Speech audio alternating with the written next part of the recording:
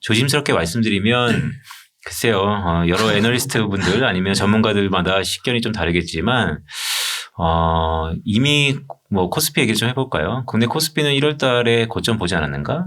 이런 뷰도 상당 부분 있는 것 같아요. 하지만 주가를 뭐 어느 레벨에 간다라고 전망하는 것은 사실 지금 구매에서 좀 어려워 보이고요. 다만 어떤 말씀 좀 드리고 싶은 거냐면 하반기에도 지금의 큰 우려감들이 쉽게 벗어날 것 같지는 않다라는 말씀을 첫 번째 드립니다. 왜 그렇게 보냐면 앞에 말씀드렸던 우크라이나파 사태, 저는 이 부분들은 단기적으로 봤을 때는 휴전 가능성이 좀 있어 보인다라는 말씀을 감히 드리고 있고요. 아, 종전이 아닌 휴전. 네, 그러니까 봉합이라는 것이죠. 네. 왜 이렇게 봉합이라고 얘기를 했냐면 제 책에도 나와 있지만 신냉정 시대로 들어갔습니다. 따라서 이 이데올로기의 21세기판은 지금과 같은 패권 경쟁의 잔잔한 부분들 계속해서 국지적으로 이런 리스크는 나타날 수 있다라는 것을 저희가 염두해야 되고요. 하지만 지금 우크라이나 사태는 결국 미국의 전면군이 그러니까 지상군이 들어가지 않기 때문에 한쪽에서 우려 섞인 이 3차 대전 가능성은 좀 적다고 봐요. 따라서 금융시장은 이 부분에 대해서는 상당 부분 내성이 생겼다라고 보고 있고요. 다만 또 하나 드러난 악재였던 통화정책 긴축 이 부분들은 쉽사리 앞을 예단하기 힘든 상황입니다. 3월 FOMC 끝났는데 향후 나타날 5월 FOMC에서도 좀 더 긴축적인 발자취가 나타날 것 같고요. 그렇다면 이러한 악재들이 적어도 올 한 해 동안은 하방 압력으로 작용할 거다. 따라서 이런 하방 압력들이 계속해서 앞으로 6개월 아니면 더 나아가서 한 10개월 정도 우리 시장을 짓누를 텐데 자 그렇다면 여기서 딱 하나 포인트는 과연 내성이 얼마나 빨리 생길 것인가. 그래서 결국 가격이 싸다는 것에는 장사가 없거든요. 최근에 글로벌리 수급을 보면 오히려 신흥국에 좀 더 자금이 들어가는 듯한 모습을 보이고 있습니다. 결국 밸류에이션이 싸다라는 것이죠. 따라서 이러한 악재 속에서도 과연 얼마나 빨리 우리 금융시장이 적응을 하고 내성이 생길까가 가장 포인트다라고 보고 있고 저는 분명히 그런 시기가 올 거다라고 보고 있으면서도 그래도 올해는 한 해를 놓고 봤을 때 투자의 시계는 좀 짧을 수 있다. 따라서 좀 짧고 깊게 굵게 투자하는 그런 전략이 올 한 해는 특히 필요하다라는 말씀을 조심스럽게 드립니다. 아, 그렇군요. 그 1월에 그 고점을 봤다는 거는 한 어느 정도 지수대를 말하는 거예요? 그러니까 제가 3,000포인트를 좀 넘나들었던 그 지수대가 다시 한번 오기를 희망하고 있지만 지금 2,600선에서 계속해서 강보합, 약보합, 횡보를 하고 있는데요.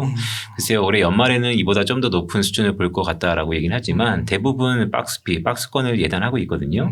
하단은 2,500포인트에서 좀 더 위아래 10%포인트, 10%포인트의 높낮이, 상단은 3,000에서 3,100선에서 10%포인트의 높낮이 이런 박스권이 앞으로 한 6개월에서 10개월 정도는 지속될 가능성이 높다라는 게 대부분의 컨센서스입니다. 한 가지 또 되게 궁금했던 게 그 저자님께서 그 러시아 우크라이나 전쟁이 벌어질 거라고 예상을 하셨잖아요. 근데 저는 사실 그랬거든요. 무슨 21세기의 전쟁이야. 근데 그건 어떻게 그렇게 생각하신 거예요? 그러니까 제가 첫 직장이 국회 예산처에서 첫 직장을 했습니다. 그러니까 그때 세상을 바라보는 시각이 조금은 달라졌었어요. 그러니까 좋은 경험을 했던 것이죠. 우리가 흔히 보는 레가시 언론들은 사실 서방 중심의 언론들이에요.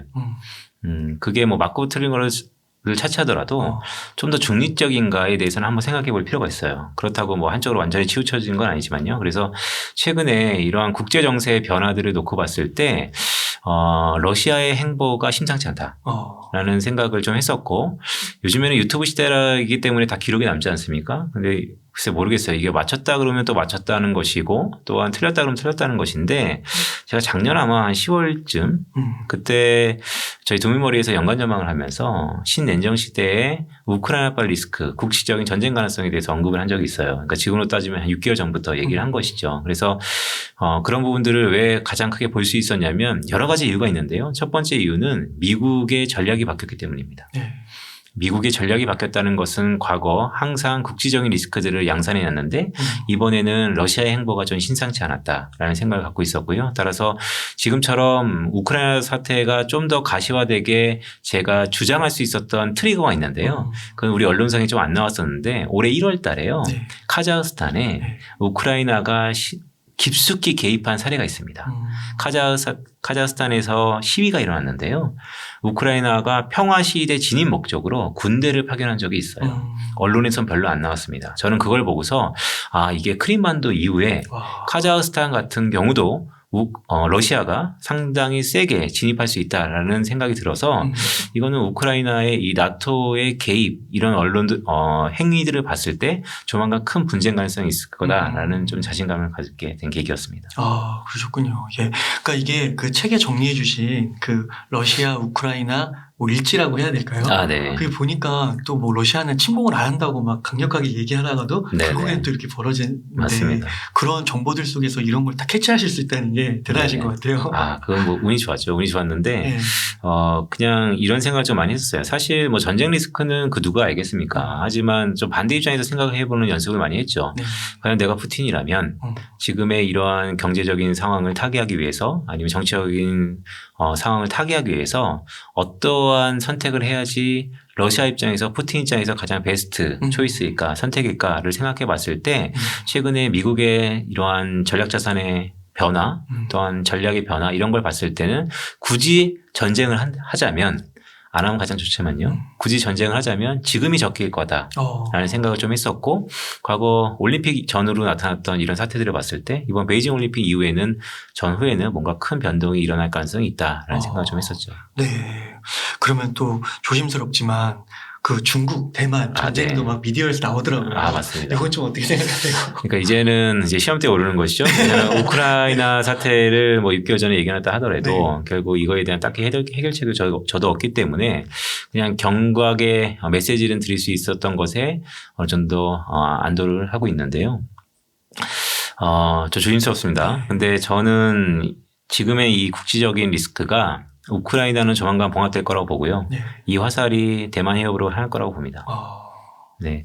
흔히 영국의 이코노미스트지에서 앞에 푸틴이 있고 뒤에 비선으로 시진핑이 있는 이런 뭐 사파들이 지금 월스트리트저널을 비롯해서 월가에 많이 뿌려지고 있어요. 무슨 얘기냐면 지금의 이 우크라이나 사태가 어떻게 봉합되는지를 보고 중국의 스탠스에 많은 영향을 줄 겁니다.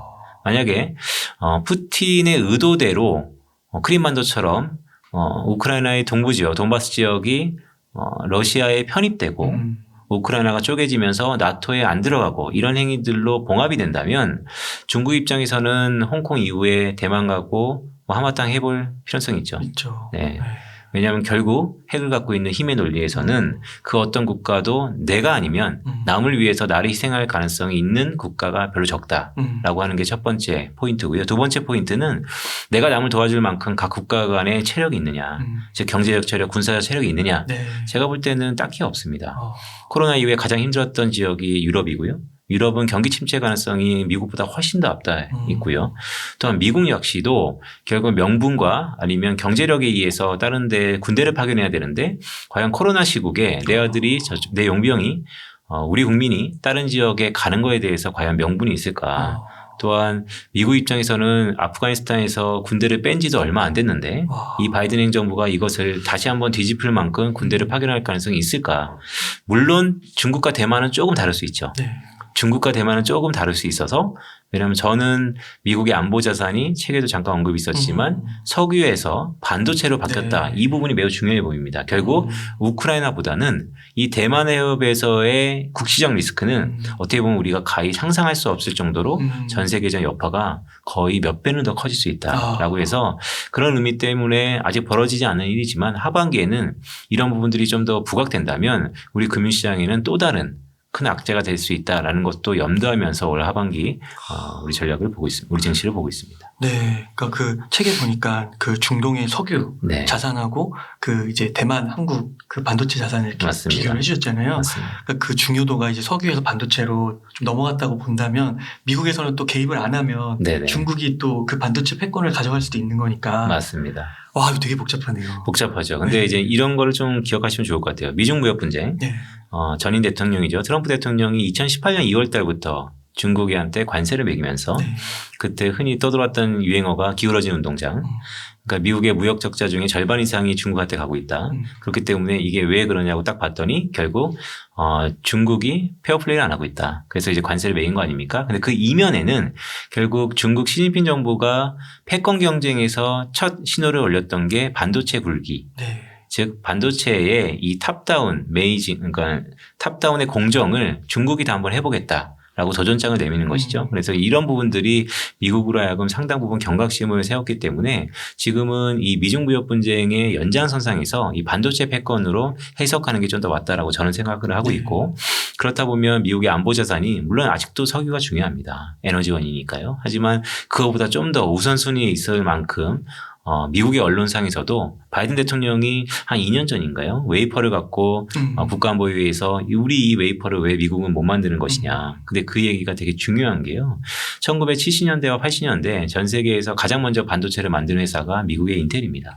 네, 그렇기 때문에 한 3, 40년 만에 바뀐 거죠. 근데 그거는 시장 논리 때문에 바뀐 건데 코로나 이후에 경제를 보는 시각이 이 효율성과 대변에는 시장 논리에서요. 이제는 형평성과 좀 더 범용성으로 전환되고 있다는 것도 또 다른 큰 포인트입니다. 네. 그러면 이게 질문지 좀 순서와 상관없이 제가 여쭤볼게. 그러면 이런 형국에서 그 한국을 좀 이제 저희 입장에서 좀 봤을 때 삼성전자, SK 하이닉스 괜찮을까요? 저는 이렇게 봅니다. 네. 예전에 인텔은요. 자기가 다 할 수 있었어요. 한 70년대만 하더라도. 그래서 80년대 일본과의 반도체 협정이라는 큰 변화도 있었고요.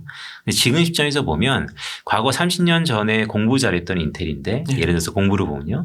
한 20, 30년 좀 쉬었어요. 근데 옛날 하던 가닥이 있으니까 다시 하면 잘할 겁니다. 전혀 안 했던 사람보다는 훨씬 더 빠르겠죠. 하지만 워낙 지금 30년 동안의 갭은 벌어져 있어요. 자, 그렇다면 어떻게 할까요? 내가 공부를 잘하기 위해서는 가장 공부를 잘하는 사람과 일단은 친해져야 됩니다. 저는 그게 대만의 TSMC와 한국의 삼성전자라고 보는 것이거든요. 왜냐하면 반도체는 이제 팹리스라 그래서 R&D 부분하고 파운더리라 그래서 생산 부분이 있는데요. 이 생산 부분의 전 세계 넘버 1, 2가 TSMC랑 삼성전자예요.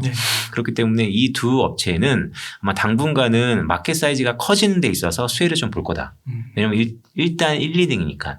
하지만 영원한 동지이자 영원한 적은 없는 것처럼 어느 순간 내가 1, 2등하고 친해졌는데 내가 3등이었는데요. 근데 이제 1등을 하려면 결국 1, 2등과 경쟁을 해야 되고 그들보다 훨씬 더 나아는 전략을 펴야 될 거 아니에요. 그래서 그런 부분들을 좀 대비할 필요가 있어 보여요. 그래서 멀리는 보되 지금 현상에 집중적으로 투자한다는 의미에서는 반도체 좋아 보입니다. 하지만 우리가 멀리는 반드시 봐야 된다라는 말씀드리는 것이죠. 그러니까 그 사우디와 미국 간에서도 그 석유를 두고 맞습니다. 굉장히 친하게 지내다가도 요즘 들어 조금 요즘이 아니지만 좀 몇 년 전부터 이렇게 별로 그 관계가 좀 소원해지는 그런 모습들이 나타나잖아요. 그거는 또 이게 정치 사회적인 얘기인데요. 그거는 되게 골이 깊어요. 그러니까 한 분면만 보면 최근 들어서 미국과 사우디가 옛날만큼 돈독하진 않죠. 그런데 이거는 9.11 테러 이후부터 좀 벌어진 일입니다. 빈라덴. 네, 맞습니다. 소속이 사우디였잖아요. 국적이. 그러다 보니까 여러 가지 명분상의 문제. 더구나 저는 가장 컸던 게 사우디가 페트로달러, 즉 석유의 결제를 위안화로 하겠다라고 공시하고 나타났어요. 저는 이 부분들이 미국으로 하여금 상당히 불편함을 자아냈다라고 보고 있고요. 이런 정치 형학적인 문제가 워낙 얽혀 있어서 자 그런 걸 다 그냥 차치하더라도 그냥 지금 국면에서 중동, 그러니까 사우디라고 대변하기 좀 그렇고요. 중동과 미국이 예전만은 안 한 거죠. 그 이유는 미국 입장에서는 중동이 최고의 요충지 전략 지역에서 일단 후순위로 빠지는 가운데 있고요. 그렇다면 최고의 전략 지역이었던 중동은 과연 이거를 그냥 빠질 것인가 아니면 내가 살 길을 찾을 것인가. 저는 이게 향후 글쎄요. 멀게는 10년 가깝게는 5년 우리의 모습이 되지 않을까라는 생각도 있어요. 결국 석유 자산이 반도체로 바뀌면서 우리도 그런 형국을 비슷하게 보이지 않을까라는 것으로 반면교사 삼아야 되지 않을까라고 생각하고 있습니다. 그러니까 짧게는 뭐 한 5년 정도는 좀 좋게 볼 수 있겠지만 긴 멀리 그런 장기적인 시각이나 그런 것들도 시나리오도 그려볼 줄 알아야 된다. 그렇죠. 그러니까 영원한 우방도 없고 영원한 적도 없다라는 게 국제 논리니까요. 넥스트 체인이라 그래서요. 체인은 우리 흔히 수레바퀴에서 나는 자전거에서 체인인 것이잖아요. 근데 저희가 얘기하는 체인은 밸류 체인입니다. 밸류 체인인 게 뭐냐면 분업 구조라고 이해하시면 좋아요. 글로벌리 제조 분업 구조입니다. 한쪽에서는 생산하고 한쪽에서는 소비하고 한쪽에서는 원료를 대고 흔히 우리가 차이메리카라고 얘기했잖아요. 차이나와 아메리카의 합성어. 2008년 금융위기 이후에 특히 차이메리카가 지금의 중국의 넘버 2를 만들었던 동인이죠. 미국이 계속해서 소비를 해줍니다. 어느 한쪽의 물건을 계속해서 사줘요. 그 물건을 대는 게 중국입니다. 처음에는 중국이 만들 수 있는 게 없기 때문에 중간에 나라들한테 기술을 빌려오죠. 그게 한국이었고요. 또한 값싼 노동력을 데려왔던 동남아시아였고요. 그래서 중국이 커지면 덩달아서 커졌던 한국입니다. 이 차이메이카의 최대 수혜 국가다라고 한다는 것은 한국이 꼭 들어가죠. 그만큼 지금까지의 글로벌 밸류체인의 이 분업 구조에서 한국은 나쁠 게 없었습니다. 하지만 이 분업 구조를 지금 바꾼다는 것이죠. 미국이 이제는 물건을 사주긴 사줄 건데 중국 거는 엔간하면 안 사주겠다라고 대놓고 얘기하기는 어려우니 여러 가지 이유들을 들고 있어요. 그래서 그게 관세로 처음에 들어갔고 최근에 바이든 정부는 중국이 만들었던 상품들은 공해가 많아. 친환경. 네, 친환경으로 이제 갖다 대는 거죠. 그래서 그런 쪽으로 이해를 하다 보면 그러면 지금 어쨌든 전 세계 넘버원이 미국이기 때문에 미국이 하는 대로 100%는 아니겠지만 거의 60, 70%는 바뀔 겁니다. 그렇다면 자, 우리의 선택은 무엇인가? 지금까지는 중국의 이 수출 정책에 편승해서 한국이 중간에 잘 부가가치를 창출하면서 왔는데 지금은 큰 변화가 일어나고 있는데 그럼 우리는 계속해서 옛날에 고수할 것인가? 바뀌어야 되는가? 네. 저는 바뀌어야 된다고 보고 있고 제 척에서는 거기서 한 발짝 더 나아가서 이 바뀌는 것은 결국 미국이 바뀌려는 가장 큰 산업의 첫 시발점이 뭐냐라고 해서 반도체. 네. 그렇기 때문에 반도체 산업 앞에 말씀드렸던 거고 그렇다면 또 한편으로는 최근에 이런 얘기를 제가 했죠. 중국을 대처하는 건 어딜까? 맞아요. 네, 포스트 차이나 찾기. 포스트 차이나. 네, 과거 한 5년 전만 하더라도 포스트 차이나가 인도가 될까? 아니면 베트남 중심으로 동남아시아가 될까? 여러 가지 의견이 있었습니다. 근데 이 책을 기술했을 때 저의 생각은 어떤 한 국가가 중국이라는 큰 위상을 대처하기에는 좀 어렵다. 네. 분할돼서 대처할 것 같다.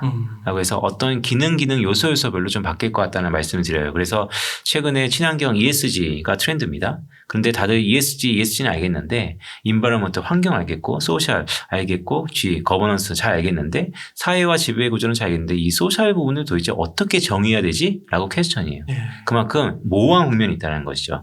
왜 모호하냐면 글로벌 스탠다드가 아직 없어서 그래요. 나온 지 얼마 안 됐지 않습니까? 그렇다면 이 글로벌 스탠다드 표준 경쟁이 좀 있을 것 같다. 이 표준 경쟁을 유럽의 기업들하고 일본의 기업들이 상당 부분 할 것 같고요. 그러니까 그동안에는 이 글로벌 표준이라는 게 중국이었어요. 중국의 세상의 공장을 자처하면서 중국이 스탠다드를 만들었습니다. 값싼 가격, 이 정도 퀄리티. 하지만 그게 변화되면서 그런 쪽의 기능을 새로운 표준 경쟁을 유럽이나 일본 기업들이 일부 할 것 같고요. 두 번째는 이 제조업의 기능을 또 구분할 텐데 기술과 가격하고요. 기술은 아무래도 반도체의 최대 기술력을 갖고 있는 대만과 한국. 이 부분들이 제조업의 기술 쪽의 부분, 기능들을 일부 가져올 거다. 그리고 맨 마지막으로는 여전히 높은 가격의 수요가 있는 반면 낮은 가격의 수요는 늘상 존재하는 것이거든요. 그렇다면 값싼 노동력은 어디 갖고 있을까? 베트남 중심으로 아니면 인도네시아 중심으로 이런 동남아시아 지역이 상당 부분 있지 않을까라는 생각은 있어서 포스트 차이나 찾기가 제 책에서는 어떤 한 국가가 아니고 다방면의 국가들이 이런 기능 요소별로 좀 구분하기 때문에 우리가 더 투자를 하는 입장에서 보면 그 국가의 기업가 있는지 모르겠으면 적어도 그 국가의 ETF라든지 아니면 그 국가가 들어가 있는 상품들은 적어도 선택하는 게 어떨까라는 말씀을 드리는 것이죠. 네. 또 이렇게 말씀을 들으니까 그 차이메리카 시대의 종교를 맞이하면서 네.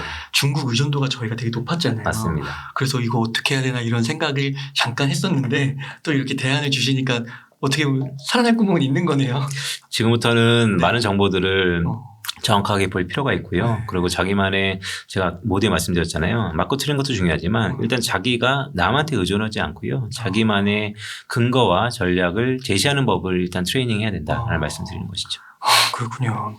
그 중국이 네. 차이메리카의 종결을 한다는 거는 네네. 그리고 또 이렇게 국제가 이렇게 좀 미국과 중국이 예전만큼의 그런 관계가 아니라고 한다면 그래도 중국도 먹고 살아야 되니까 아무래도 수출이 좀 어려우면 내수를 좀 확장해야 되잖아요. 네. 그 내수 위주로 이렇게 가고 있는 것 같기도 한데 네네. 거기에서의 성황률 뭐 이런 것도 좀 볼 수 있을까요? 내다볼 수 있을까요? 일단은 중국이 과연 내수 시장으로 왜 방향을 틀었냐. 네. 근데 사실은 중국은 두 가지 정책을 갖고 있어요. 하나는 쌍순환 전략이라고 해서 외순환과 내순환입니다. 네. 이게 합해서 쌍순환인데요. 수출지향적인 외순환, 그리고 내수지향적인 내순환. 이 내수 지향적인 내수난 이렇게 두 가지인데요. 한쪽이 막히니까 한쪽으로 집중하는 것이죠. 그거는 당연한 것이고요. 다만 지금 여기서 과연 중국이 내수로 전향해도 자급자족할 수 있겠느냐. 중국이 전 세계에서 GDP 규모가 2위고요. 인구는 1, 2위를 다투고 있고요. 그렇다면 이 마켓 사이즈만 보더라도 여타 유럽보다 훨씬 더 큰 마켓 사이즈거든요. 그러면 내수 부양 가능하죠. 네. 내수 지향 가능합니다. 단 그게 연착륙 할 거냐 아니면 경착륙 할 거냐. 즉 큰 틀의 변화는 중국 역시도 통과를 해라 아니면 어느 정도 내성이 생길 때까지는 시간이 필요할 텐데 그게 과연 언제 어떻게 변할지가 초미의 관심사입니다. 저는 내수 쪽으로 일단 가닥을 바꿨다라고 할 수 있고요. 또한 그런 것들이 중국 언론에서 곳곳이 나타날 수 있는데 그중에 하나가 공동부유론이라는 것이죠. 결국 샤오캉이라는 게 중국에서 중산층이거든요. 공동부유론의 이전 버전이 샤오캉사예요. 중산층이 모두 다 잘 사는 사회를 만들겠다. 공동부유론은 그런 중산층을 모두 다 부유한 사회로 만들겠다. 결국 약간 사회주의적 이데올로기를 밑반에 깔고 있는 아젠다인데요. 어쨌든 그 모든 것들이 중국이 방향을 내수로 좀 전환시켰다라는 게 매우 중요합니다. 우리가 앞으로 주목해야 할 포인트는 내수로 갈 건데요. 그게 하드랜딩, 즉 경착륙이냐, 즉 어느 정도 경기의 침체를 동반한 변화냐 아니면 연착륙 그런 거 없이 스무스하게 변할 것이냐 그게 초미의 관심사입니다. 아 그렇구나. 갈 수는 있다고 봐야 되는 거군요. 네네. 아 그렇군요. 그때 그 가는 과정에 있어서 얼마나 험난할 것인가 무난하게 갈 것인가. 그렇죠. 그러니까 이런 거죠. 어떤 큰 틀을 틀었는데요. 내가 그러니까 어떤 방향을 틀었는데 정책에 가는 그 길목에서 주변국들의 희생이 필요하다라고 하면 그 희생을 강요할 겁니다. 그게 우리 흔히 일본의 아베노믹스라고 기억나세요? 네. 아베노믹스가 뭐냐면 자국 궁핍화 정책이라고 그래서 자기의 환율을 인위적으로 약세를 시킨 다음에 그 수출을 더 장려하는 것이죠. 그럼 주변국들이 다 영향을 받습니다. 환율은 상대적인 거라서 중국 역시도 마찬가지일 겁니다. 내수적으로 구매력을 높이기 위해서 중국 자국 통화를 강세로 인위적으로 만들 건데요. 그렇다면 상대적으로 반대편에 있는 환율들은 다 약세 압력이 높아질 거고 그럼 지금 측면에서 약세 압력이 높아진다는 것은 뭐냐면요. 각각 원자재를 수입하는 국가들은 수입하는 가격들이 다 비싸집니다. 그렇다면 내가 유가를 배럴당 150불에 사와야 되는데 지금 환율의 내 통화가 약세니까 더 많은 가격, 더 큰 가격으로 사야 되는 그러니까 주변국들이 아마 폐해가 이런 단적인 예를 들어서 나타날 수 있는 것처럼 중국의 큰 정책 변화는 주변국들한테도 남의 일은 아니다라는 생각을 갖고 있는 것이죠. 아, 네. 그러면 그 차이나와 미국 간에서 지금 현재는 그 중국에 좀 저희가 수출 의존도가 높다고 하는데 이 관계가 이제 미국과 중국에 좀 이렇게 분열이 된다고 하면 우리는 미국 편에 서야 되는 건가요? 중국 편에 어떻게 중국이랑도 뭔가를 해보려고 계속 해야 되는 건가요? 글쎄요. 한국의 한반도 역사를 보면 사실 양쪽에 다 끈을 놓을 수는 없죠. 제가 여제 앞에 말씀드렸던 것처럼 어떤 한쪽을 다 절단하는 것은 다 단절시키는 것은 좋은 방향이 아니다라는 말씀드렸던 것처럼 외교도 마찬가지인 것 같습니다. 단 그것은 시장 논리인 것 같아요. 네. 결국 산업 논리로서 한쪽의 익스포저, 즉 의존도가 자연스럽게 줄어들 거라고 봅니다. 그게 중국이 될지 미국이 될지는 아직 모르겠죠. 하지만 지금 전 세계를 호도하고 선도하고 있는 국가와 산업이 미국 중심이기 때문에 아마 그런 쪽의 방향성을 좀 감안하고 우리가 보자라는 말씀드리는 것이죠. 아, 네.